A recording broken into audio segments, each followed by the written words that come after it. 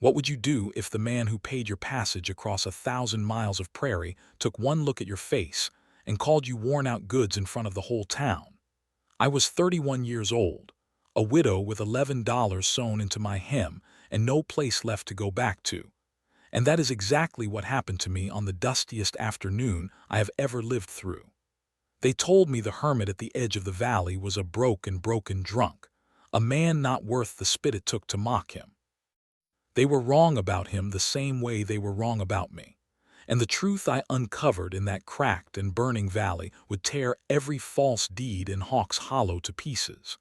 This is the story of how the two people that town threw away brought down the man who owned it.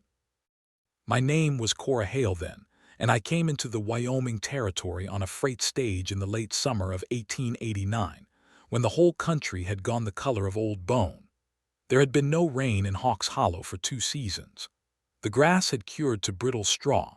The cattle stood gaunt along a river run low and brown, and a haze of smoke from distant brush fires hung over the rimrock, so the sun came up red every morning. I had a satchel, a Bible that had been my husband's, and a bundle of letters written in a fine, confident hand by a man named Royce Calhoun, who had advertised in a Cincinnati paper for a wife and chosen me out of the 7 women who answered. His letters had spoken of a fine house and a quiet life, and a man tired of being alone. I had buried a husband to consumption 2 years before and lost the schoolhouse where I taught when the new board decided a childless widow set a poor example for the girls. So I read those letters by lamplight until the creases wore soft, and I let myself believe in them. A woman with nothing learns to believe in paper. Royce Calhoun met the stage in front of the Drovers Hotel, and I knew the moment I saw him that the letters had not lied about his looks. He was a tall, smooth-shaven man in a gray town suit and a silk cravat, with a gold watch chain and a way of standing as though the boardwalk had been laid down especially for him. Half the street seemed to bend toward him. I stepped down with the dust still settling and put out my hand and said, "Mr. Calhoun, I'm Cora." His eyes went over me once, top to bottom, the way a man counts cattle, and whatever he had been told about me had clearly described a younger woman. The warmth went out of his face like a lamp blown out. "You're older than your portrait," he said. "I'm 31, sir, as I wrote. You wrote a great many things." He turned to the men gathered by the hotel rail, and I understood with a sick lurch that he meant them to hear this. "I sent back east for a young wife to give me sons and run my house. I did not pay good money for a worn-out widow with gray already in her hair and a dead man's name on her." Somebody laughed. Calhoun took the bundle of his own letters from my hand, looked at them a moment, and tore them across and let the pieces fall into the dust. "Our understanding is void, Mrs. Hale. You deceived me as to your condition. I'd suggest you find your way back to wherever you came from." Then he settled his hat and walked into the hotel, and the men at the rail looked at their boots, and not one of them met my eye. I stood in that street a long while. A heavy-set woman named Pearl who ran the boarding house came out and looked at me with pity that had fear underneath it, and she told me low and quick that she couldn't take me in, that Calhoun held the note on her property and most everything else in the hollow besides, and a body had to think of herself. I went up and down that boardwalk for 2 days asking for honest work, offering to teach letters or keep books or scrub floors, and every door I knocked on opened a crack and shut again, because the whole valley was mortgaged to one man, and that man had let it be known I was not to be helped. By the 3rd evening I had $3 left and a hollow place under my ribs where food should have been, and the red sun was going down behind a column of smoke, and I understood that Hawks Hollow did not care in the slightest whether I lived. There was an old schoolhouse at the south end of the valley, abandoned when the families moved nearer the new church, its one room sagging and its bell long gone. I walked out to it because it was the only roof nobody owned, and I sat on the step in the smoky dusk and let myself cry where no one could see. That was when I first heard him, a slow, off-key humming, and the soft, uneven plod of hooves. Up the road came the strangest pair I ever saw. A big stooped man in a filthy buffalo coat far too warm for the season. his beard down to his chest and a jug swinging from one hand, and beside him the sorriest mule that ever drew breath, a scrawny gray thing with a milky blind eye and ears that pointed two different directions. The town called the man Hartwell, and the mule, somebody had told me with a snort, was named Senator, on account of being half-blind and full of wind. Children threw clods at them for sport. He was, they all agreed, the brokest, drunkest, most useless soul in the territory. He stopped at the bottom of the step and looked at me, and I braced for whatever cruelty was coming. But he only said, "Schoolhouse roof leaks on the north side. Sleep south." Then his head came up sharp. The wind had shifted, and I smelled it too. The brush fire on the ridge had jumped the road and was running through the dry grass toward us faster than a man could walk. Hartwell dropped the jug, and it did not break or spill, because it was full of nothing but creek water, and he was across that yard and had me by the arm before I'd risen. "Move," he said, and his voice was not slurred at all. He drove me and the mule down into the wet sand of the dry wash where the fire had nothing to take, and we crouched there while the flames roared past on both banks and the night turned orange, and I felt his big hand keep a steady grip on my collar so I wouldn't bolt. When it had passed, he stood me up and beat the sparks off my skirt with his hat, and I saw his eyes in the firelight were clear and gray and altogether sober, and they were watching me the way a careful man watches a road. "You're the widow Calhoun threw back," he said. It was not a question. I said yes. He was quiet a moment, looking at the burned grass between us, and then he said, half to himself, "Calhoun's paper won't hold when the inspector comes." Then he closed up like a fist, picked up his water jug, and would say no more. I had half a loaf of bread and a hand of dried apples, and I shared them with him because he had pulled me out of the fire, and because I had learned in the worst year of my life that you feed the man who saved you, rich or broke. We sat in the cold ash of the schoolhouse step, and he ate carefully, like a man who'd known hunger. And the mule senator put his blind head over my shoulder and breathed in my ear, and for the first time since Cincinnati something in me unclenched. Over the next days I stayed on at the schoolhouse, and Hartwell came by with a brace of rabbits one morning and a sack of cornmeal the next, never asking anything, never lingering past what was decent. I watched him when he didn't know it. He never touched the jug except to drink water. The slur and the stagger he put on like a coat the moment a townsman came in sight, and shed the moment they were gone. One evening I told him plainly that I had seen through it, that he was no more a drunk than I was a young bride, and he looked at me a long time, and something shifted behind his eyes, and he said, "Can you read a deed, Mrs. Hale? A real one, the kind with a federal seal?" I told him I had kept the books for my husband's store for 6 years and could read anything a clerk could write. He nodded slowly, like a man deciding whether to step onto ice. "Then I'm going to tell you a thing I've told no living soul," he said, "and after I've told it you may wish I hadn't." We went up to his cabin the next morning, 2 hours into the burned hills, and it was no broken-down hovel at all. It was tight and clean and dry, with a stone floor and shelves of books and a strongbox set into the wall, and Senator had his own stall fitted out better than Pearl's spare room. Hartwell, Eli, he told me to call him, washed his face and combed out his beard and put on a clean shirt, and a different man stood before me, straight-backed and steady-eyed, perhaps 40 years old. He took a leather folio from the strongbox and laid it open on the table, and inside was a single document, old and creased and stamped with a great eagle seal and signed in faded ink. "My father was Captain Nathaniel Hartwell," he said, "United States Army surveyor. He ran the lines through this whole country in '68, and when the Army was done with him he took his pay in land, the way they let a few men do in those years. The original patent to every acre of Hawks Hollow, the river, the bottoms, the bench grass, the rimrock, all of it was granted to him and recorded in the General Land Office in Washington City. He died when I was 20. The patent came to me. I looked at that paper and could not at first make sense of it. But the whole valley's been bought and sold," I said. "Pearl, the church, the ranchers, they hold deeds. Calhoun sold them their land." Eli smiled, and it was not a warm smile. "They hold paper Royce Calhoun forged," he said. "Every deed in this valley traces back to a county clerk named Alvin Means, who Calhoun put in office and who writes whatever Calhoun pays him to write. Calhoun came here 12 years ago with a printing press and a smooth tongue, and he sold these people land that was never his to sell, and he's held the whole hollow in his fist on the strength of it ever since. None of it is legal. None of it can stand against this. He laid one finger on the seal. And the only thing in the world that proves it is sitting on this table. The size of it settled over me slowly, the way cold water soaks into wool. Then why are you living like a beggar? I asked. Why let them throw clods at you? His jaw tightened. Because 8 years ago I rode into the county office, young and proud, and told Means the truth of his deeds to his face. And 3 nights later my barn burned with my horses in it, and a man took a shot at me from the dark and put this through my side. He touched his ribs.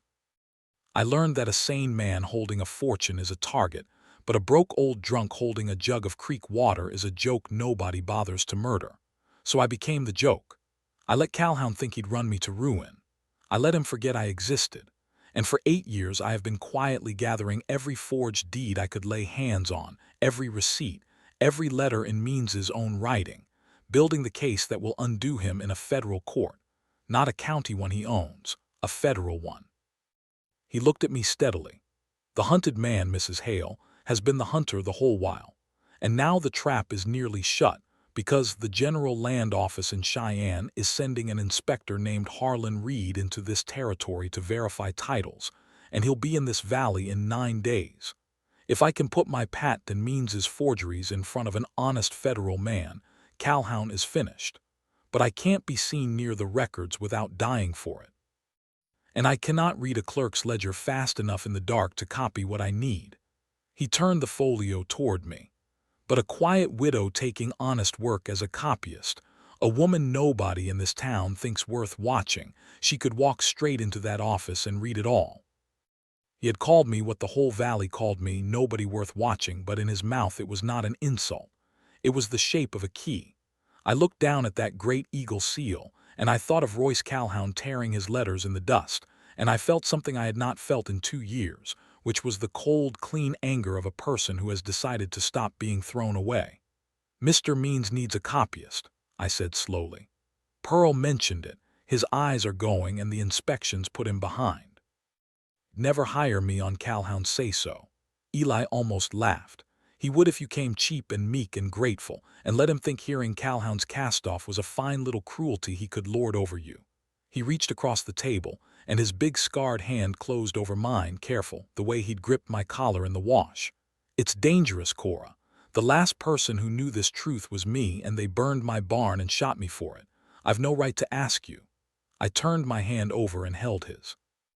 Royce Calhoun left me in the street to starve, I said. He doesn't get to do that and keep a thing he stole besides. Tell me what to look for. So I went down into the valley and put on the meekest face I owned. And I went to Alvin Means in his stuffy little office behind the bank.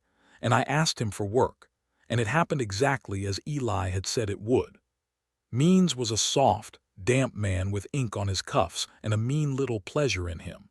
And the chance to set Calhoun's discarded widow to copying for 2 bits a day was too sweet for him to pass up.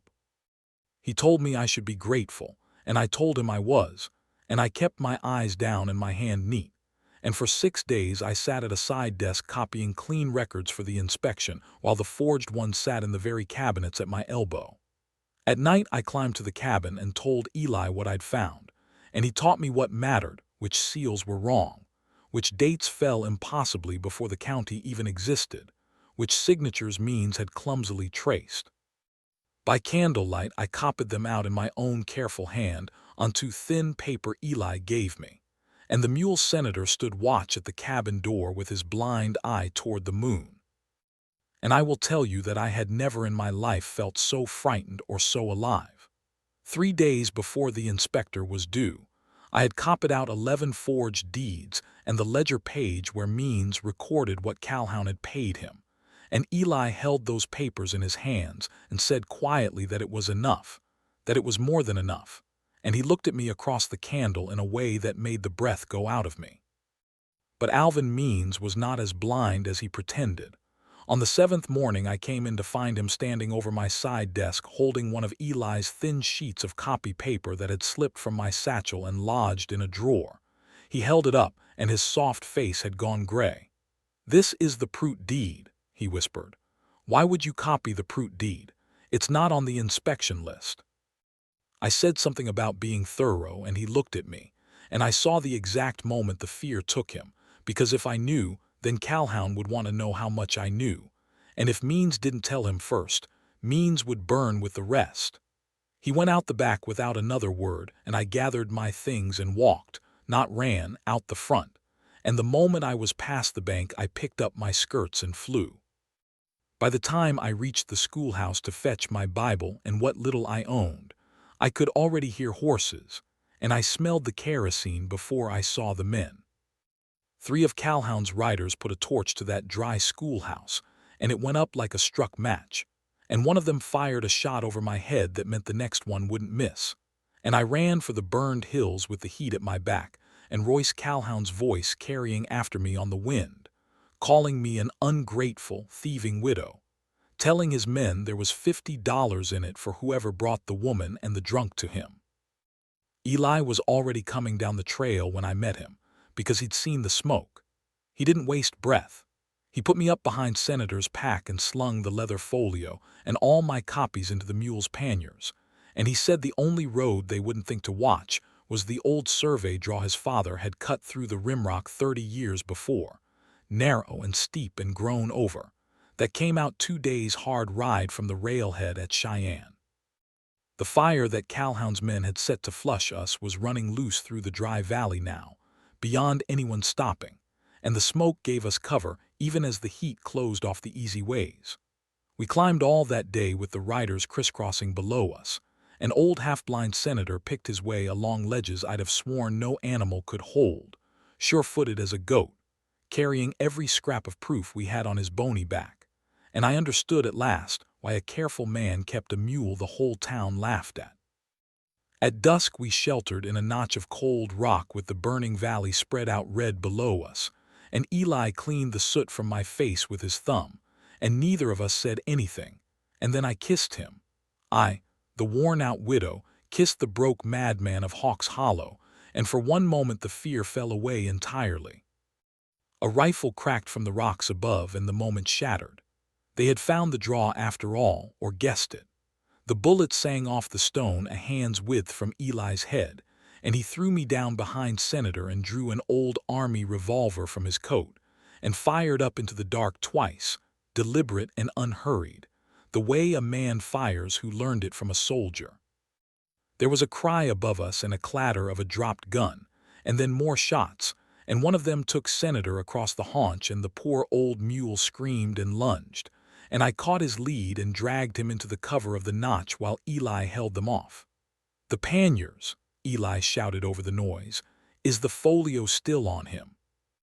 I felt along the bleeding mule's side with both hands and found the leather folio safe in the pannier, the great seal and all 11 copies dry and whole, and I called out that we had it. "Then we don't fight," Eli said. "We run." He swung up and pulled me after him, and we went down the far side of the rimrock in the dark, with the wounded mule limping gamely behind on his lead, leaving the riders to feel their way down a cliff they didn't know. And we rode through the night and the next day with Cheyenne growing slowly out of the plain ahead of us. And Senator never once lay down, though the blood crusted black on his gray hide, because there was something on his back worth living to carry.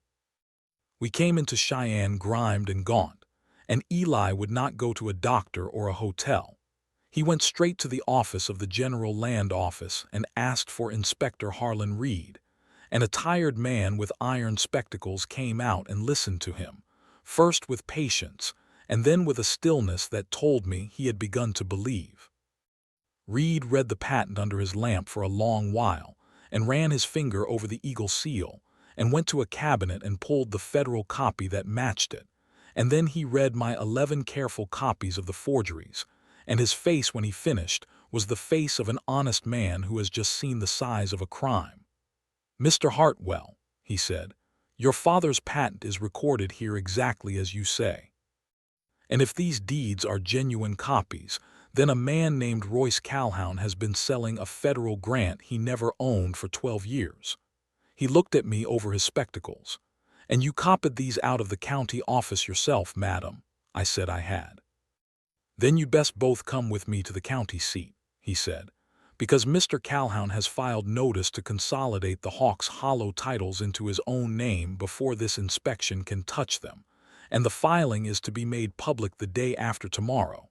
He thinks the only man who can stop him is a dead drunk in a burned valley.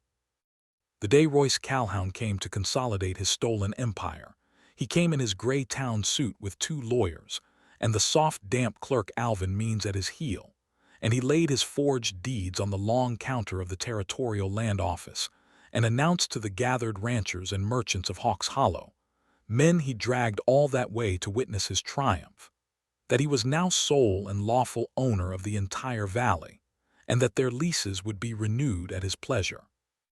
He was halfway through his fine speech when the door opened behind him and Inspector Harlan Reed walked in, and behind Reed came Eli Hartwell, washed and straight-backed in a borrowed black coat, with his father's patent in his hand and the great eagle seal turned out for all to see. And behind Eli came me. Calhoun went the color of ash. "You're dead," he said, before he could stop himself, and the whole room heard it, and the meaning of it, that he had expected Eli to be dead, that he knew why Eli should have been dead, landed on every face like a slap. Reed laid the federal patent and my 11 copies on the counter beside Calhoun's forgeries. And he said in a flat government voice that carried to the back of the room, "These deeds bear seals that did not exist on the dates they claim. The Hawks Hollow grant belongs, and has always belonged, to the estate of Captain Nathaniel Hartwell. Every title you have sold, Mr. Calhoun, is void, and the sale of federal land you never owned is a crime against the United States." I would like to tell you Royce Calhoun was dragged off in irons before the eyes of the valley he had bled, the way the villains end in the cheap novels. But the truth was harder and quieter than that. While the territorial marshal, a slow man named Dunn, was still reading the warrant and Calhoun's own lawyers were stepping carefully away from him, Calhoun simply turned and walked out the side door into the alley, mounted the fastest of his horses, and was gone south toward the railhead and the border before anyone thought to stop a respectable man from leaving a room. By the time Marshal Dunn understood what had happened, Royce Calhoun was a speck on the plain. They never did bring him in. But it didn't matter the way I once thought it would. His name was poison after that day. His forged paper was so much kindling. The banks that had backed him called and everything he'd left behind. And the man who had owned a valley died, I heard years later, broke and friendless in a Denver rooming house under another name. Alvin Means turned state's witness to save his own soft skin, and lived out his days as a marked man no 1 in 3 counties would trust with a grocery list. The empire came apart not in a single thunderclap, but the way a frozen river breaks up in the spring slowly, then all at once, and then it was simply gone. And here is the part the cheap novels never tell, the part I am proudest of. When it was all settled and the valley's titles were Eli's free and clear, every honest acre of Hawks Hollow belonged in law to the man the town had thrown clods at. He could have done to them exactly what Calhoun had done. He could have charged them rent for the ground under their own houses and laughed while he did it. We sat up the whole night in Inspector Reed's borrowed office and talked it through. And in the morning Eli filed the papers that deeded back to every defrauded family the land they had cleared and built on and buried their dead in, for the price of $1 each, free and lawful forever. We kept for ourselves only the south bench by the river where his father had first set his survey stake, a quarter section of good ground, and the old burned schoolhouse, which I rebuilt with my own hands and Eli's, and reopened that next autumn for every child in the valley, including the ones who had thrown clods. The men who had looked at their boots in the street the day Calhoun shamed me came one by one to the cabin to take Eli's hand, and he took theirs, and never once threw their old cruelty back in their faces, because he said a man who'd spent 8 years pretending to be something he wasn't had no business holding grudges against people for not seeing the truth. We were married that spring under the rebuilt schoolhouse bell by a circuit preacher. An old senator, healed of his wound and gray as ever and blind in one eye, stood tied to the fence and brayed all the way through the vows, which everyone agreed was the only fitting music.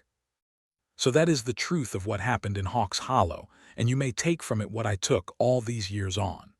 The whole valley once believed that worth was a thing you could see, a young face, a fine suit, a gold watch chain, a stack of deeds, and they were certain that the plain widow and the broke old hermit were the two most worthless souls among them. They were wrong. The richest man in that valley spent 8 years drinking creek water from a jug so a thief would think him beaten. And when he finally held the whole of it in his hand, he gave nearly all of it away. Because he had learned the hardest way, a man can learn it that real wealth is not what you hold, but what you're willing to hand back. And I learned that belonging is not something you can be sent for or paid for or married into. It is something you choose, and that chooses you, on a burned schoolhouse step with a half-blind mule breathing in your ear. Royce Calhoun crossed a continent of stolen ground and died with nothing. We kept a quarter section and a schoolhouse and each other, and we were the wealthiest people I have ever known. If this story of the discarded widow and the broke mountain man moved you, if you cheered when that great eagle seal hit the counter, do me a kindness and hit that like button right now. Tell me down in the comments, did you see the truth about Eli before Cora did, or did the whole town fool you too? Share this tale with someone who needs reminding that the world is often wrong about who is worth something. And subscribe to the channel for more true-to-life stories of betrayal, survival, and hard-won justice from the American frontier. I'll see you in the next one.